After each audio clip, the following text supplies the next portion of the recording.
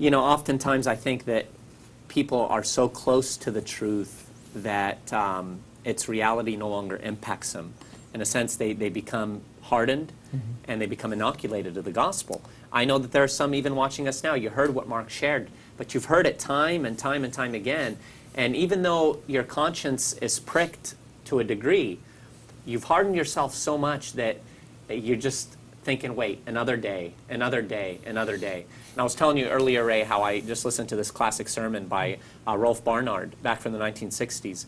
And he was talking about the aspect of memory in hell. He talked about Luke 16 and Lazarus and the rich man, and how Abraham said to the rich man, remember. And he talked to him about, you know, his days prior to his death.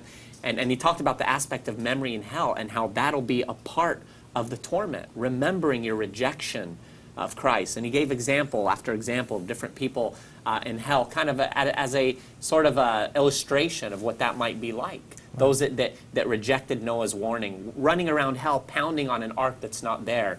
It's not there, but it's in their memory, remembering. Pilate trying to, you know, wash his hands of the blood of Christ, and Herod trying to get John the Baptist's head away from him, and it's not there in hell, but it's in their memory. You see that sort of thing in mental homes, right? People going through that. It's horrific. It's tormenting. And then he shared a story of a young lady who was at an evangelistic meeting that he had, and he was preaching the gospel with passion and fire, and he was warning people to get right with God. And he said she stood there as people were repenting and people were crying all over the auditorium, but this girl stood there clenching the pew, her you know, her knuckles white, and wouldn't let go. And he was coming up to her and she said, "Don't you talk to me." She said, "Not tonight, tomorrow I'll be saved, tomorrow I'll get right with God."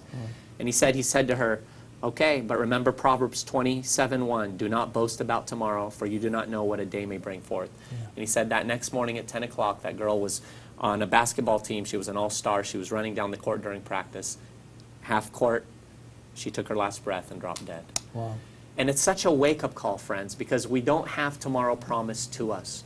And so we want to urge you to please, please get right with God and recognize that even you hearing this right now is the grace of God.